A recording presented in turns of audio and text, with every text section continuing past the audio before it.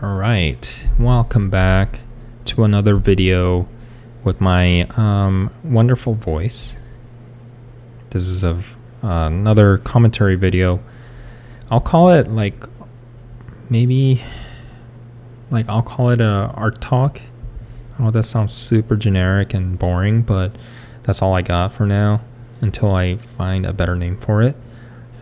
And this is sort of my attempt at practicing how to talk in the live stream, because live stream you can't really edit it and edit out all the bad parts. Like I have to kind of get used to making mistakes and saying a lot of dumb things, because I say a lot of dumb things, and try to keep things like pretty entertaining, like talk about stuff and get the flow going. I wouldn't lie if I have re-recorded this video over and over again, and I'm trying to tell myself not to be such a perfection about it, because first of all, I'm not really good at talking in general. I'm more of an introverted person, but I find it really challenging to talk into a mic, even though I know a lot of people will hear this. Not at a millions of people level of like YouTube influencers, but it's, still more than like dozens of people. So something, that's always in the back of my mind, and I think that kind of causes myself to lose the train of thought. So I'm just gonna try to focus on just continuing as much as possible, even if there's like a pause, if I kind of start talking about like completely different topics suddenly. So forgive me, and try to use this as like maybe background noise while you're drawing or while you're doing something redundant, and maybe even before going to bed, like maybe it can put you to sleep because of boredom. But yeah, what you're seeing here is part of the process, like a real-time process of how I'm drawing this tribute art of Resident Evil 2 Remake. So I could go into details about like what I'm doing at this moment, but I think I wanted to kind of talk about how I became a Resident Evil fan and why this game meant to me a lot. I don't play horror games a lot anymore, or watch a lot of the horror movies, because I do have anxiety, and I've had panic attacks before, or anxiety attacks before, and part of the reason why I try to avoid these kind of genres in the media is while I don't think it really affects me right away. I mean, it does get my adrenaline going, and that's why I fell in love with that kind of genre in the first place. But lately, I think I've developed this kind of anxiety stuff, and it kind of gradually leads to the triggering of anxiety attack, and I've learned to deal with it over time. And because I've learned to deal with it a lot better than when I first started to have that, I think I got more comfortable with it and more confident, and especially Resident Evil 2 coming out, I was looking forward to it for so long, ever since it was announced, which was last year, like short time ago. I was looking forward to it. I watched a lot of the YouTube videos, even though I promised myself to go on media blackout. So I go in, with fresh mind and and with no expectations at all. But I decided to devote myself to be, get myself very immersed into the playing this game, this remake of a classic. So to give kind of the history on how I got into this series is, I think back when I came to America from South Korea, English was my second language at the time, and I think I made few friends because I knew how to draw like Cloud Strife, and maybe Goku from Dragon Ball Z, and everybody can draw them. Like I'm sure a lot of artists can relate to that experience. Like that's like one of their first characters that they drew or learn how to draw. So yeah, I made some friends by kind of showing off how, like, me drawing like a crappy like knockoff of Cloud Strife in class on the like a note paper. Like I remember being introduced to StarCraft 2, and that was super fascinating. It also like it scared the crap out of me, especially like those like videos and like those gory CG cutscenes of like Terrans getting ripped apart by Zergs. That gave me nightmares, but it was super fascinating to me. But at the same time, during the same time, I think Resident Evil 1 was out on PS1, and I remember my friend's brother playing that. The brother was in his high school year, and I used to sleep over at my friend's house many times, like once a week at least during the weekends.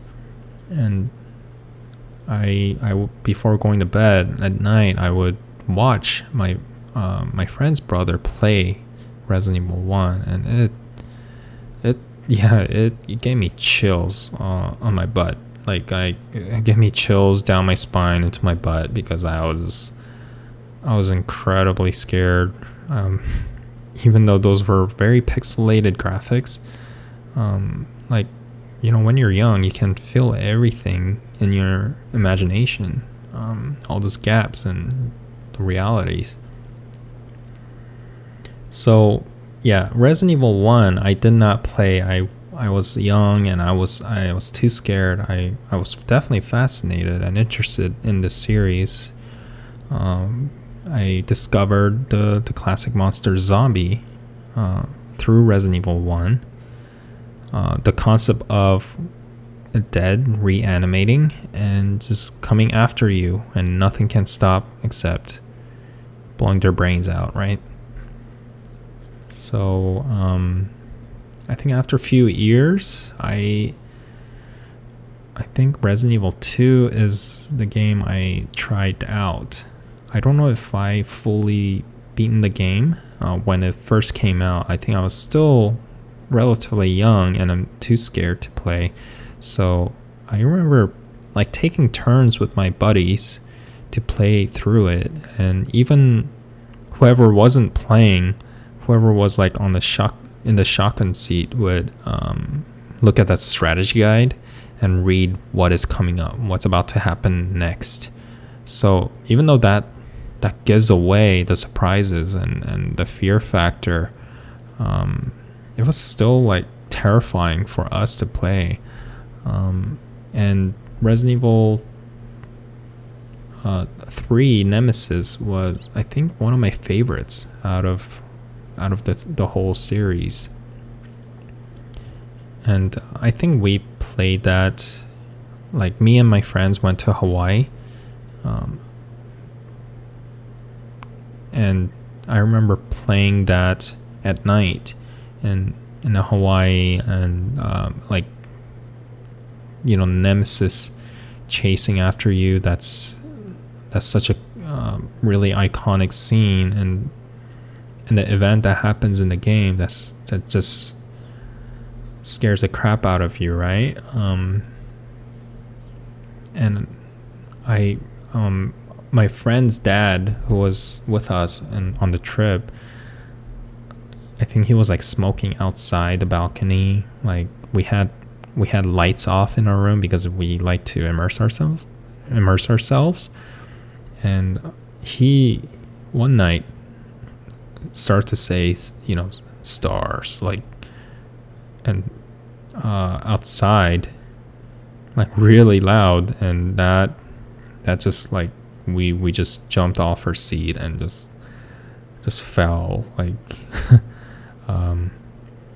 I remember that happening, but yeah, RE3 Nemesis, even though it takes place in like the same area in Raccoon City, the fact that Nemesis is unstoppable and he can kind of like crash through like walls.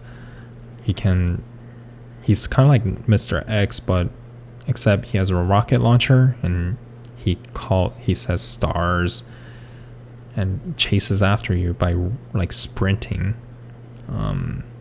Yeah, that was those were really good moments, like very memorable, terrifying moments of the game. And people are already asking for Resident Evil 3 remake, done on the same level as this Resident Evil 2 remake, and that's gonna be, you know, amazing. Like I can tell you that's, you know, no doubt about it. That's I mean, they're gonna have to do it as game developer. They care about what players want,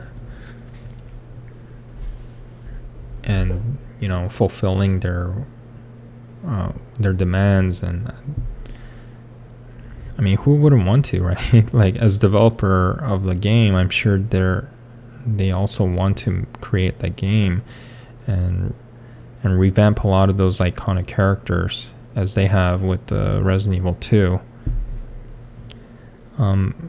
But yeah, after the classic RE3 Nemesis, I kept playing all the series, like the Dreamcast one called Code Veronica, because I was very invested in the characters and the story, the progression of the story, the general broad, like what they're trying to do and the purpose of their goals and actions in the story. Code Veronica is like a continuity of the events of Resident Evil 1 and 2, and like perspective of Claire Redfield and Chris. So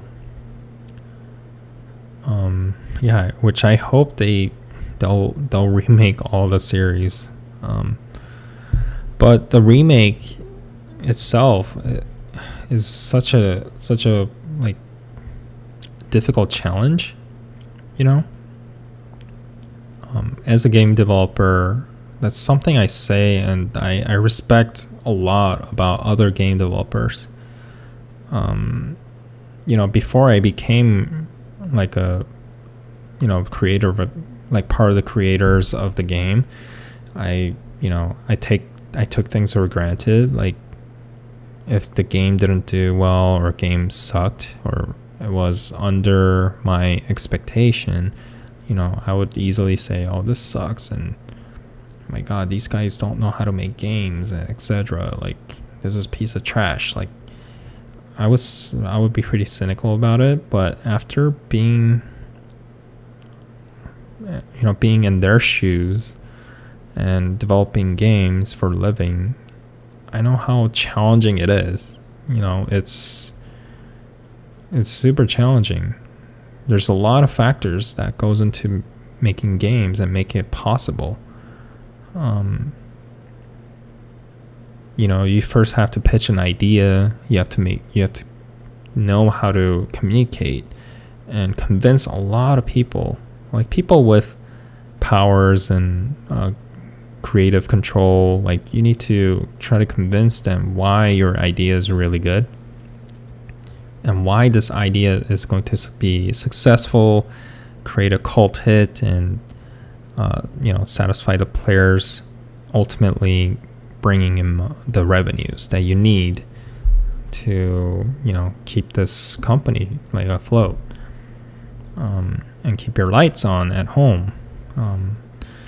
So yeah, the idea, like trying to sell, like pitch and sell the idea is really difficult. Collaborating with individuals, you know, even after the pitch is like greenlit, like that's also a very, very difficult part, like keeping the morale of the team up and healthy. And there's, you know, for AAA titles, even though I haven't really worked on those type of games before, I work on like you know League of Legends that releases contents very frequently and consistently, but I haven't worked in a game studio where, you know, like the AAA titles for consoles, where, you know, the development cycle is a long, like 4 years, you know, 3 to 4 years before it sees the light of day. You know, I can see that being very stressful, not knowing, you know, committing everything and, you know, asking everybody to spend their time and their talent into this project, not knowing that it's going to be successful. I can see that being, you know, unnerving and, you know, losing some sleep sometimes. Yeah, collaborating is incredibly difficult with like different, you know, like talents, like incredible talents, but the personalities are, you know, different, and the ideas might be, you know, different. Like trying to align them, that is a lot of work, and sometimes that's not such a pleasant like part of like development, but you know, it is necessary, right? So, and it's definitely a fun challenge. I know that's kind of contradictory to what I just said, but if you see it on the bright side, like, you know, everything has to be done collaboratively, like positively. But speaking of like the development cycle, I'm sure this game took like maybe 3 to 4 years, maybe less than that. I know it was announced back in like 2015. I did not know about it until I watched like a analysis video on YouTube. Like one of the YouTube creators like kind of talked about the history of the like Resident Evil and how this remake project came to be.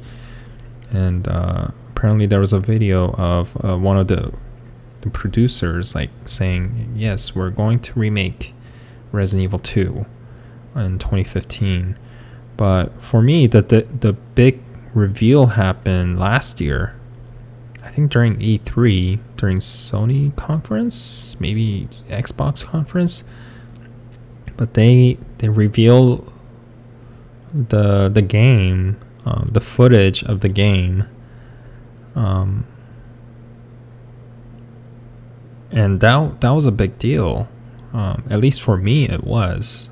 As a diehard fan and someone who grew up playing these series and invested in on all these characters like Chris Redfield, Claire Redfield, Jill Valentine, like Wesker, like Leon Kennedy, all those people, all those fictional characters. But when they revealed it, it was a pretty grand reveal. It wasn't like gradual, like showing like a bunch of screenshots or artworks, or showing like tiny footages of the game, like, you know, as usual, right? Like people, I mean, a lot of the game companies do that. Like they try to make it keep you know, showing trailers and try to get people's interest like at a high level before the launch of the game. But surprisingly, Resident Evil 2 remake had a grand reveal at E3, like a year before the launch of the game, which is pretty unusual, and I think that I have such a high respect for that developer for to be able to do that. And first of all, like, I think preventing leaks, like contents being leaked, like screenshots or even like photos taken from phones or anything like that being leaked, that is surprising. That not happening on a game is really difficult thing to do, like making sure everything is kept secret, and saving everything, like the grand reveal for that one moment and one day. That is really hard to pull off, I think. And I think that had a huge effect on people getting super excited for the game, versus if it were to be revealed conventionally, like gradually throughout with multiple trailers. Usually, like when they reveal and when they first show like a game footage, like sometimes it takes like more than 1 year, definitely more than 1 year, and maybe 2 or 3 years before it actually comes out. And by the time it comes out, it's like, yeah, like the fans that's been waiting for that game has seen the trailer so many times, and they're kind of numb to their excitement is kind of numb. But the way Resident Evil 2 remake, it was revealed, that was very surprising, and I think that's one of the best ways to promote the game. So I think they did an amazing job in doing that. But yeah, I guess we can talk.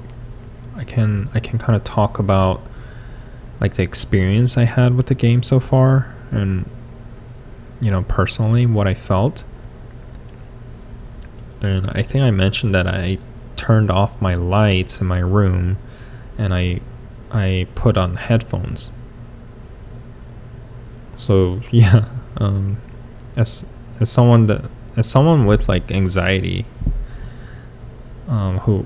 who's gone through anxiety, like I think I have to pat myself on the back for attempting that, saying, screw this, I'm gonna have the best experience.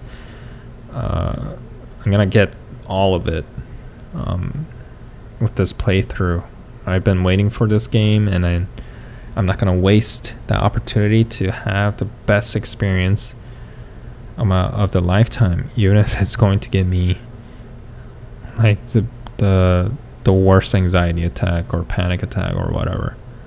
I mean, I've been doing pretty well actually in terms of my like anxiety. Like I've been exercising a lot, like doing cardio almost every single day, and that's been super helpful.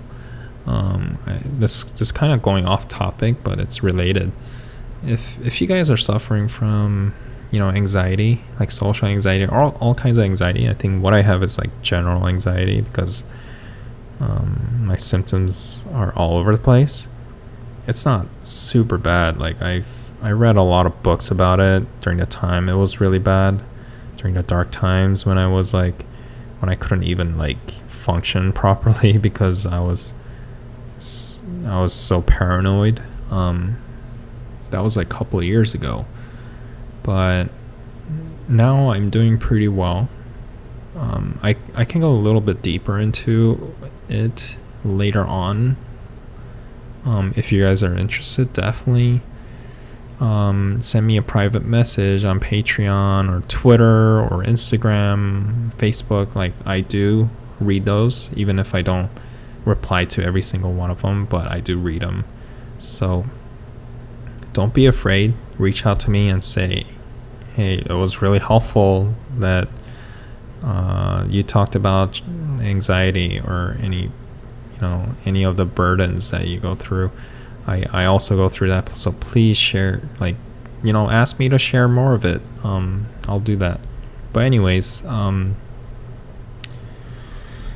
yeah, Resident Evil 2, I made sure since I waited for so long, I made sure, you know, I'm gonna get the full experience that was designed to give by these amazing developers.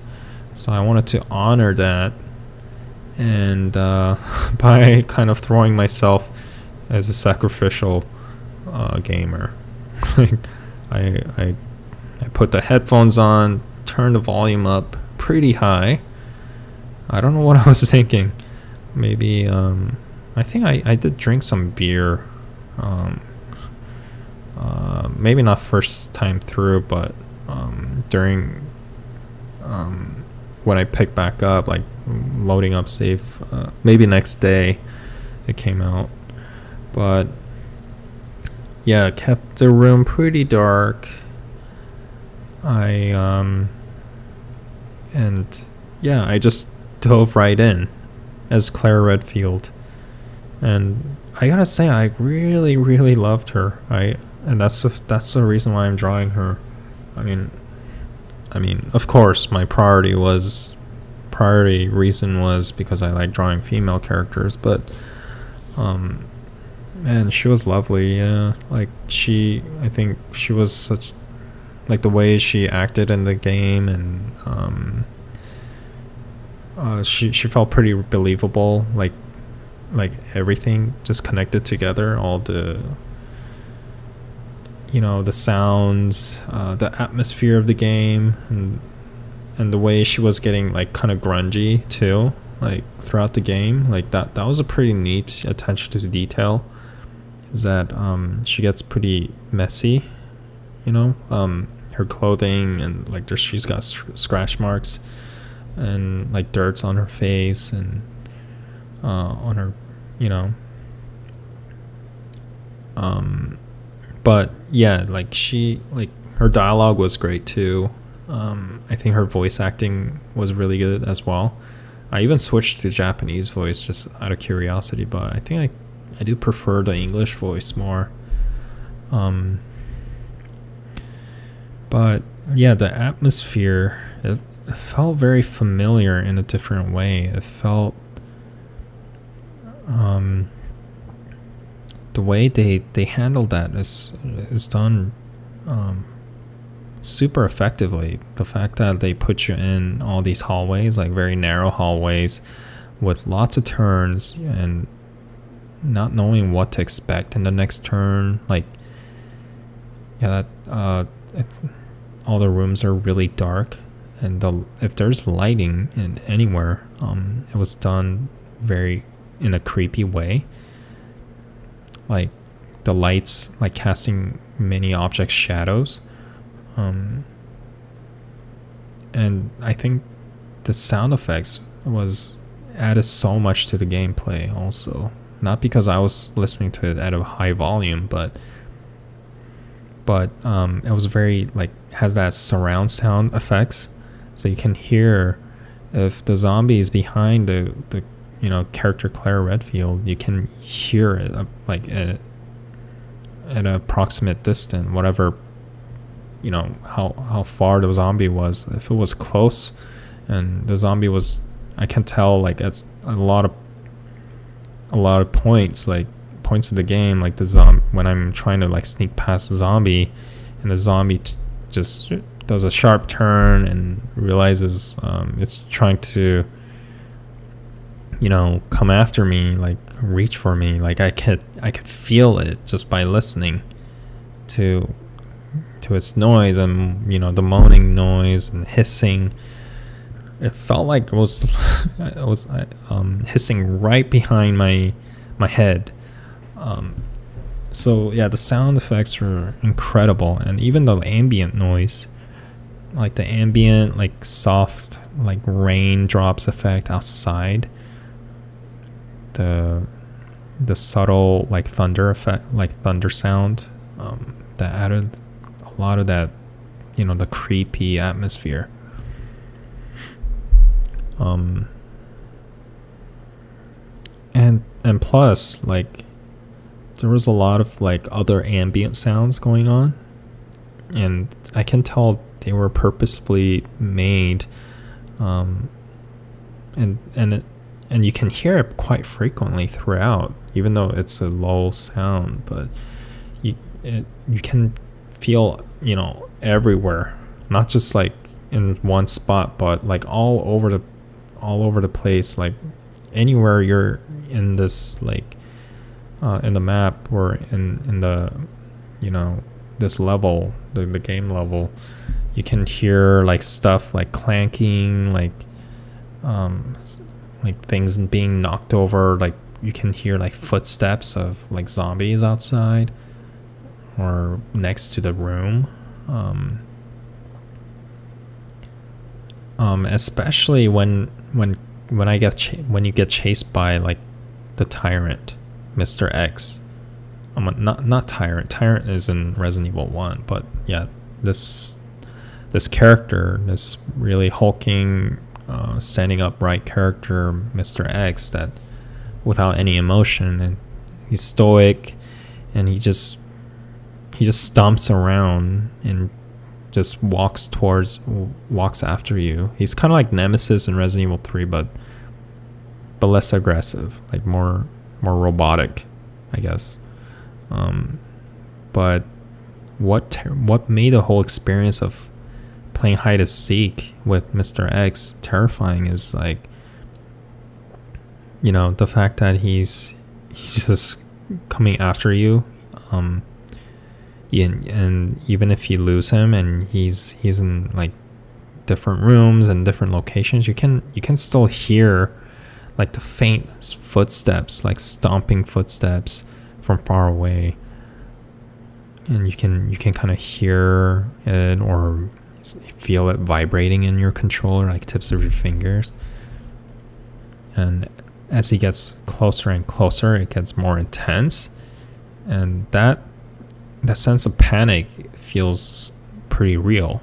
And when he's in the same room with you, you start to hear, and he's kind of like, his eyes are locked onto the character.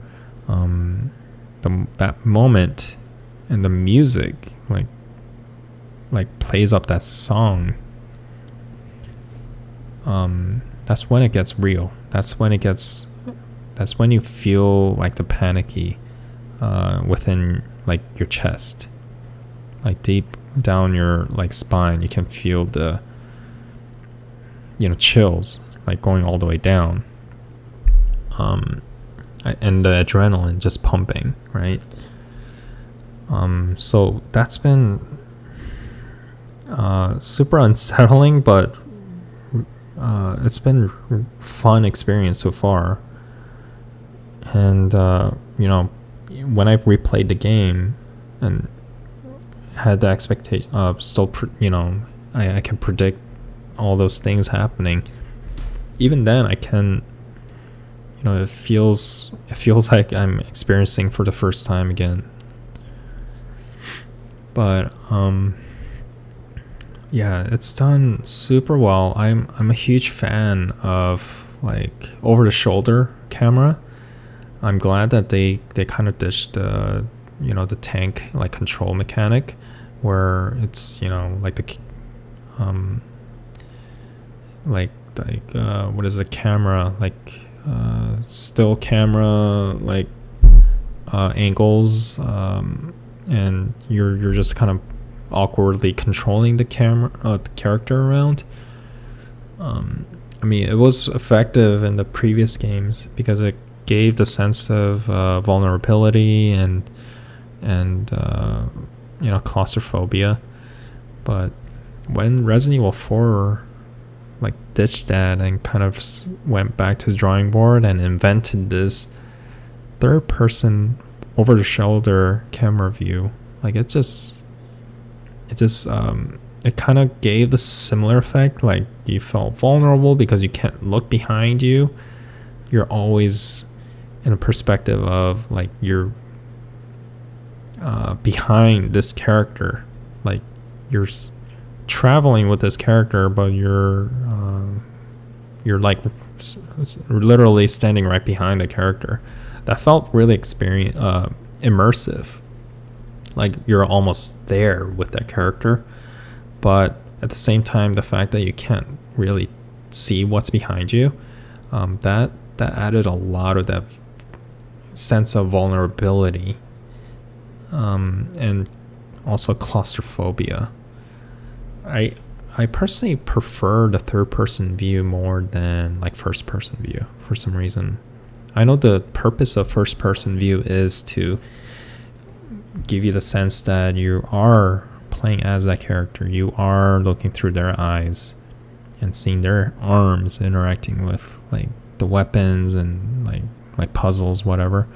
But I love the third person over the shoulder camera, because the fact that you get to see what that character is doing, how they're interacting, but at the same time it feels like you are also there. So yeah, I played Resident Evil 4 obsessively when it first came out on GameCube. I unlocked like pretty much everything. I played through like all the mercenaries and like gotten the best scores. I'm not super good at video games in general. Like I don't play super competitively. Like even League of Legends, I'm not ranked. I'm probably ranked iron or something. I think that's lower than bronze. So yeah, I'm the lowest tier level in ranked. Like Super Smash Brothers, I'm not good at any of the fighting games. Like I have like pretty slow reaction time. But Resident Evil, I played that to my heart. Like I played that pretty seriously. I don't know why. I can't explain why. Maybe because of my excitement with like being, you know, having that tension, right? Like that panicky tension, I guess. And that, I know that's weird for someone with like anxiety. Like that's the last thing I want, but that's something maybe it's like a sensation that's really exciting. But yeah, I played through the GameCube version of RE4, and I even rebought it on the PS2 and did the same thing, unlocked everything, played it over and over again.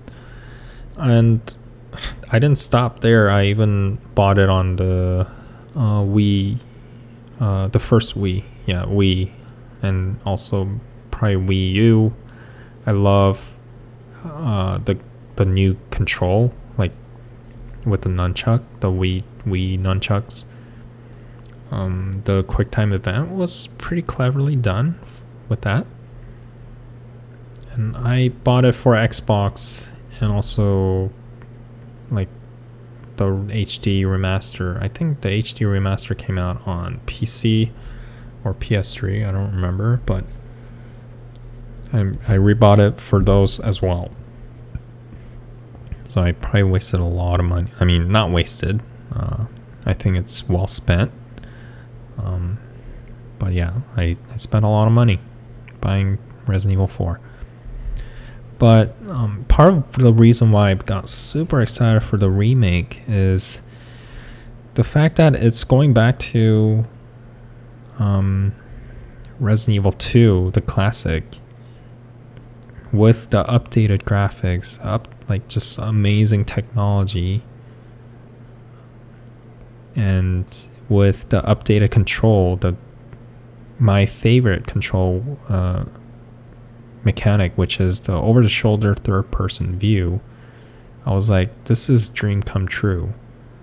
I have to play this. Like I've watched so many trailers about it, trailers and demos from like other game conferences, and you know, I knew this was gonna be a really good game. And it, yeah, definitely turned out to be, because I obviously played through it within 2.5 days, and I beat the game in 9 hours. I mean, 9 hours is an average time. It's a slow average time, but because, you know, the S plus ranking is like under 2 hours, which I'm gonna try to tackle. It's gonna be pretty tough because this game is it's terrifying. It's scary. They reinvented the zombies somehow, like really well. Like many people, I am one of those people that's kind of numb to the effects that, like, the zombie, the idea of zombie is pretty done so many times that I don't feel that scared when I encounter like zombies in video games and movies. But you know, RE2 remake definitely outdone themselves. I mean, outdone in terms of like recreating zombies. I mean, the first thing is how incredibly detailed they are. The model and the visually, they're super detailed and believable. And plus the animation, it's motion capture. That's so the mocap actors did a fantastic job acting it out, and the animators like putting it together seamlessly. Like there wasn't any part that felt like, oh, it felt too artificial or it felt too hand animated. I think the hand animation, if it was done that way, it might have looked kind of goofy. You know, the classic Resident Evil were all hand animated, but I mean, it was done pretty well. But with this kind of detail, you have to make sure everything just fits together really well. All those subtle movements and everything just flows well. So yeah, they definitely captured that. The way they move is so unsettling. You know, there's a lot of weight to it. It feels like gravity is pulling them down because they are dead and they are weak and they're supposed to stay down, but it's kind of like the way they move is so creepy. The way they are hunching kind of forward and like breaking their body, like the posture feels so unnatural, but yet they're coming towards you to bite, rip your neck apart, taste the flesh of you.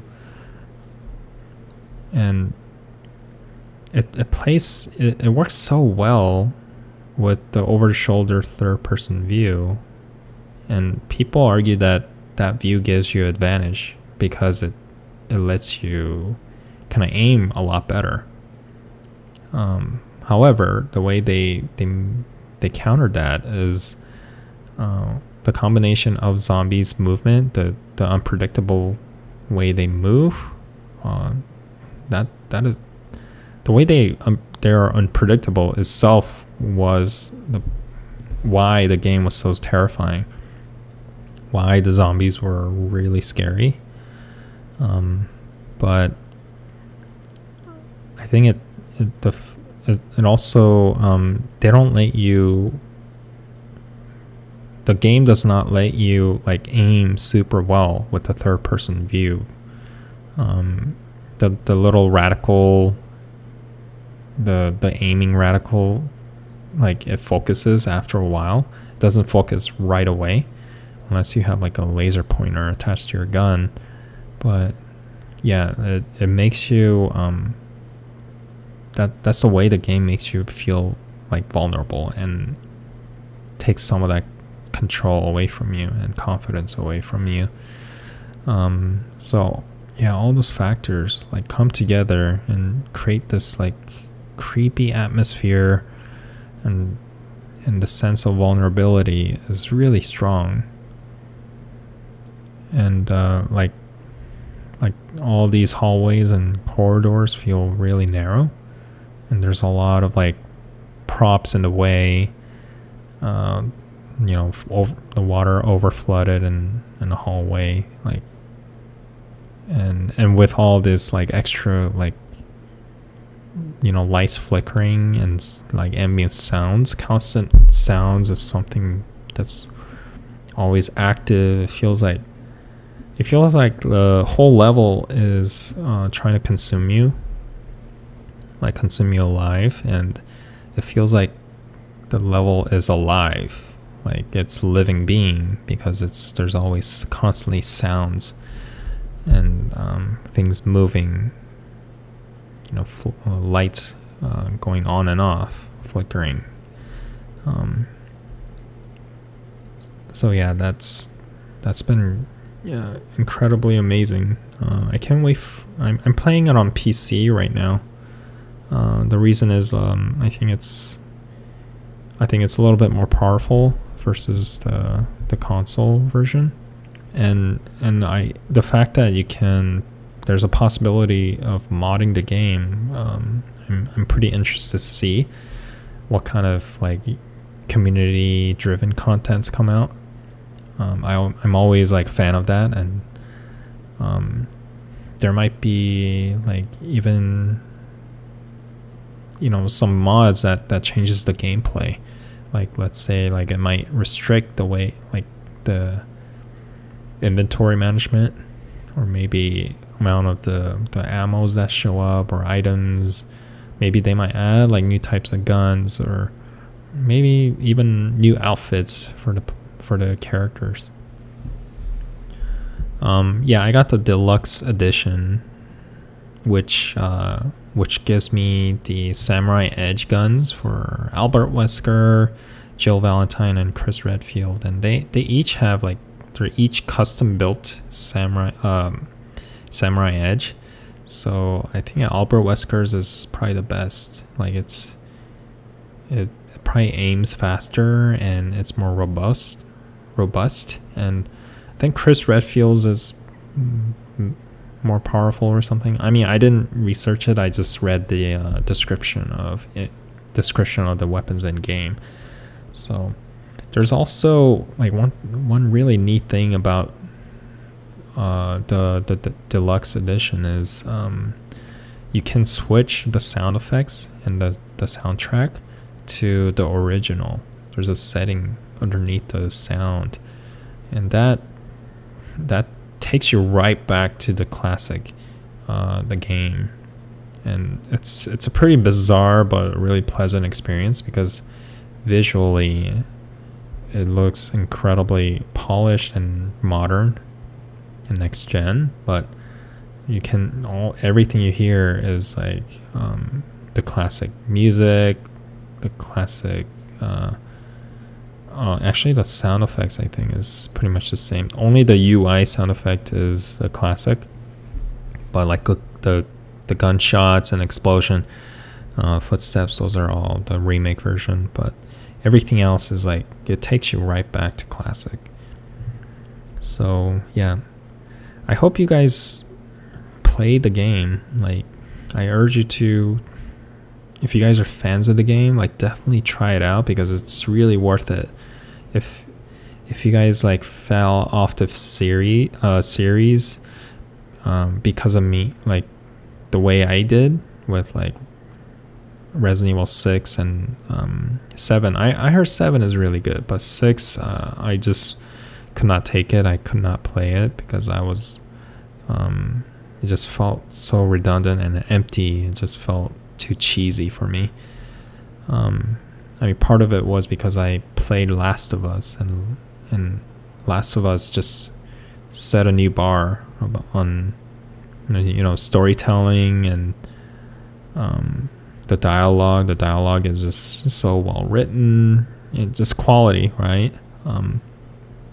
But I think like RE2 remake, they definitely took that inspiration, like the way like Western game developers tell stories in a very cinematic way, and like ditching the conventional way, like the video game stereotypical way. So like they definitely tried that out for RE2 remake, and they did it pretty well.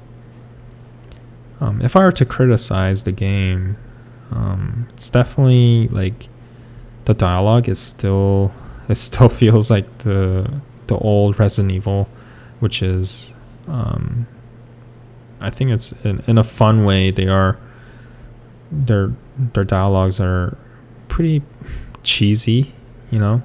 It's not super well written, and like it feels like the characters are overacting versus like you know, in Last of Us or Uncharted 4, like the way they have conversation with each other, it feels more natural and it feels more believable, well written, you know, like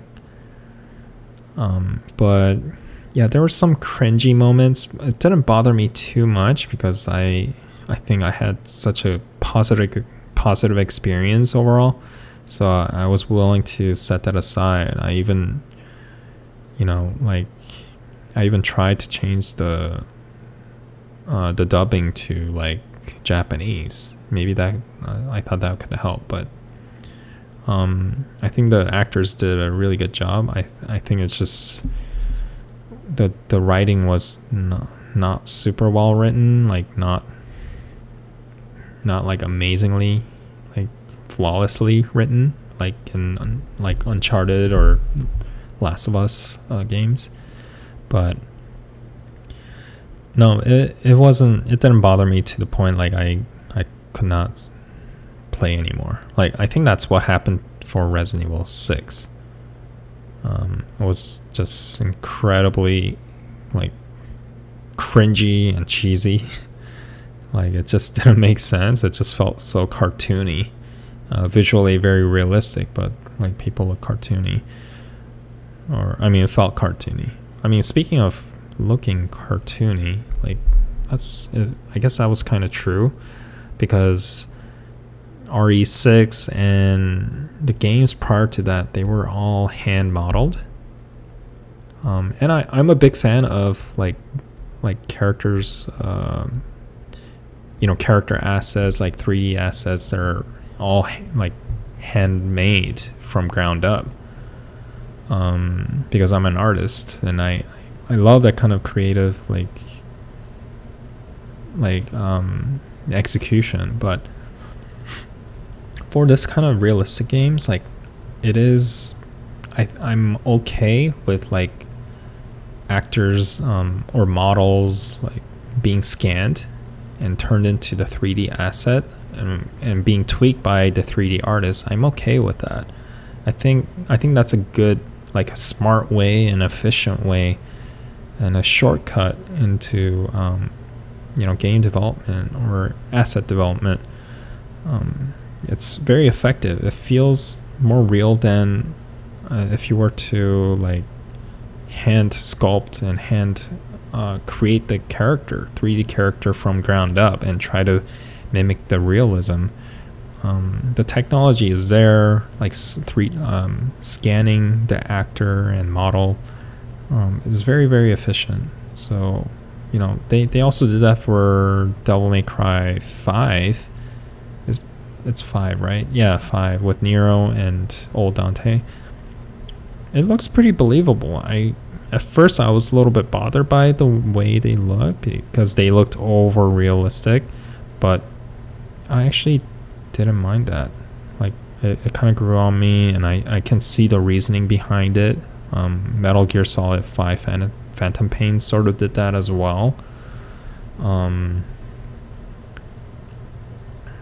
But yeah, in this case it worked really well, and that's probably a reason why I think Resident Evil 6 looked kind of goofy and cartoony, because the character looked a little bit unnatural and too artificial, because they were like, you can tell the sensibility and you know, the subtle look of the characters of like Ada Wong, Leon Kennedy, or Chris Redfield. Like they, like even Sherry, like they look kind of similar, like structurally, right? The character face structure and even the animation felt pretty similar to each other, because it's obviously made by like one artist or directed by one artist with that specific aesthetic and sensibility. While that works really well for like stylized game like Overwatch, because you want that unified look and consistency and cohesion, but for realistic games, like that's something that has to be considered heavily, like diversity and making sure it feels natural and believable. That is so crucial for realistic games. And the 3D, the scanning of models and actors work really well in this case. So yeah, I'm so glad that they did that. I think they did that for starting with Resident Evil 7. That's when they sort of rebooted the whole series. I was kind of like, I didn't play the Resident Evil 7 because it looked very, very intimidating. It felt like Capcom's answer to PT's successful demo. So PT I did play. It was amazing. The way they did that is just incredible. But I think 7, going into first person, I think it might have been a little bit too much for me. I think that's where they borrowed they experimented with the atmosphere and was able to carry that over to Resident Evil 2 remake. But yeah, that's something that I think Capcom has been as a developer studio. They're veterans. They're obviously veterans, and they know when to take risks, when it's redundant, and they know when to revamp their series to keep it going and keep it lasting really long time. Like Sega is a developer. I don't know. I'm just making assumptions, but as a developer, maybe they failed to do that, and that's why they weren't able to innovate and wasn't able to keep that Sonic franchise alive. Same with not Kojima, but Konami. Like compared to Konami, like Capcom is obviously they want to compete and keep developing video games, and they're adapting a lot of the Western ways of developing and storytelling, and they did that super well with this remake. I know Kojima wanted to do that. Like he wanted to adopt a lot of the principles of Western game development, but Konami obviously they did not back him up. They did not support his decision and him trying to convince Japanese developers to have that global mindset.